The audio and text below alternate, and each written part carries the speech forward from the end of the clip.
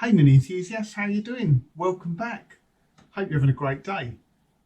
I think I might have titled the videos as the last sprout update, but it looks like there might be one more. I say last sprout update, there will continue to be sprout updates, but Project Sprout kind of moved to the point where it's no longer a project, it's just one of my cars. So I'll continue giving updates on it, but this is, I guess, probably almost certainly the last project video, because this is going out I'm filming this the Friday before the unveil video, which is on the Sunday. So this actually come as a suggestion in the comments, so thank you. Can't remember who it was. A few people said about it actually. So they're the strips which go on the carpet underneath the seat to protect the carpet from getting damaged, and they just wear out and crack. I'll show you a little clip of that in a moment. So they're cheap, they come from Newton Commercial, cost £7 including delivery I think, and they come with these little rivets. Now when I first saw those rivets I thought they're rubbish, they're not going to do anything. I thought they were plastic, but they're not, they're metal, and they've got like a V shape in them, so I assume you just insert them and then bend over the tabs on the back. And then, yeah, you've got your nice, so they look much better than the broken ones inside the car. So I just need to put these rivets through, get them into carpet, drill out the old rivets in the carpet, I'll show you that in a moment, and get these in, and that'll be another little job ticked off the list. Right, that's one side done. Looks much better. I did film a bit, I've done it the hard way to begin with. Now let me show you the easy way of doing it. So the old ones, I did start drilling. I took the carpet up and drilled out the back very carefully. Just get some pliers on the front and just rip them out, providing you don't damage the carpet. And putting them in, I really did do the first one the hard way. There's a really easy way of doing it. Let me show you. So first things first, obviously you get 4 of these, 2 for each side. I did think that like these were just bent where they've been bent in the post, but they're not. So the ones that fit up against the transmission tunnel have a slight curve on them. So these ones here, unless it's by sheer fluke, they are already curved. And then you get 2 completely flat ones as well. When it comes to putting them back on again, I faffed around for a bit with one of them, and then I just thought there's got to be an easier way of doing this, and there is. So basically what you want to do, just lift up, take the old ones out, obviously, lift up the carpet. You need to fit a solid piece of metal under where the back of these rivets are going to go. You put them on the carpet. You can go through the existing holes if you want. So go through so they're sitting flat on that metal, and you literally just get a hammer and just go bang, bang, and against the metal there it just flares out the bottom ends, and they're really easy to fit. A lot easier than I thought. And to be honest, even if you didn't have the holes in the carpet, so if it was brand new, didn't have them before, or you wanted to move these a little bit because maybe the hole's ripped, just move them to a new area. You haven't even got to make the hole in the carpet.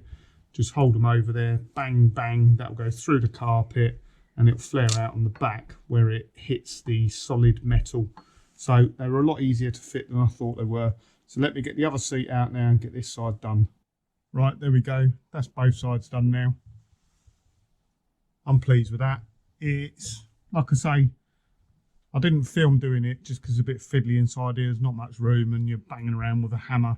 It is pretty easy to do. Like I say, just rip the old ones out, put the new ones in with the studs. Make sure they're up against something hard metal, so a metal plate. Give the studs a whack and it folds over on the back. Pretty easy to do. So that's another job ticked off the list. Good morning, mini enthusiasts. How you doing? So today it's MOT day. First MOT since 2006. 14 years. Wow.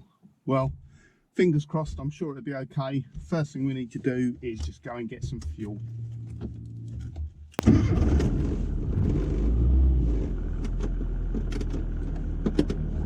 And when I say first MOT, it's the first time I've driven this car as well, so I'm quite looking forward to this.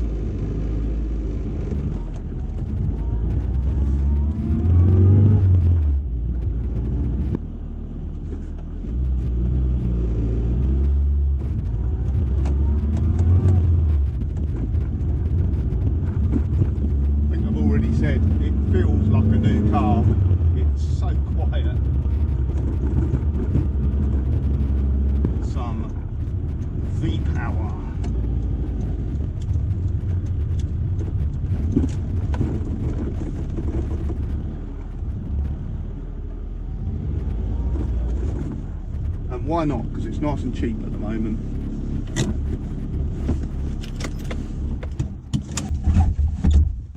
All fueled up. I say it was cheap. 135 a litre.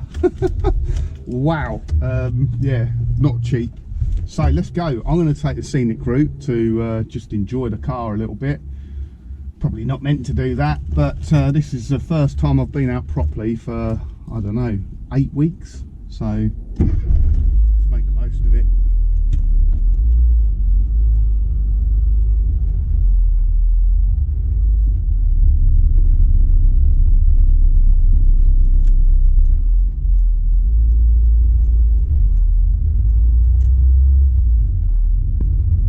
Let's stretch its legs a little bit.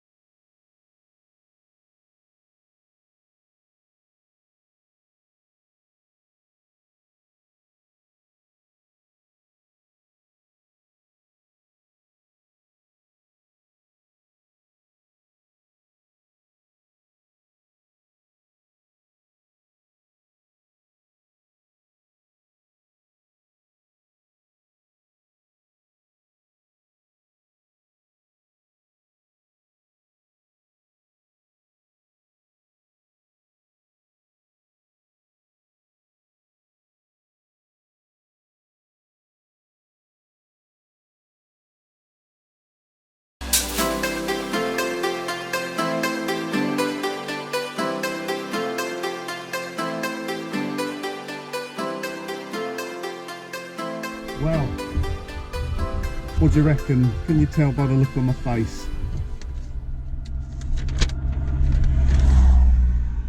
It passed with no advisories as well, so I am well pleased. Not that I was in any doubt really. We've got a few little bits just to do. I need to connect that speedo cable up, just have a look why the fuel gauge is not reading right. But oh yeah, and stop the exhaust knocking, but apart from that, good as gold.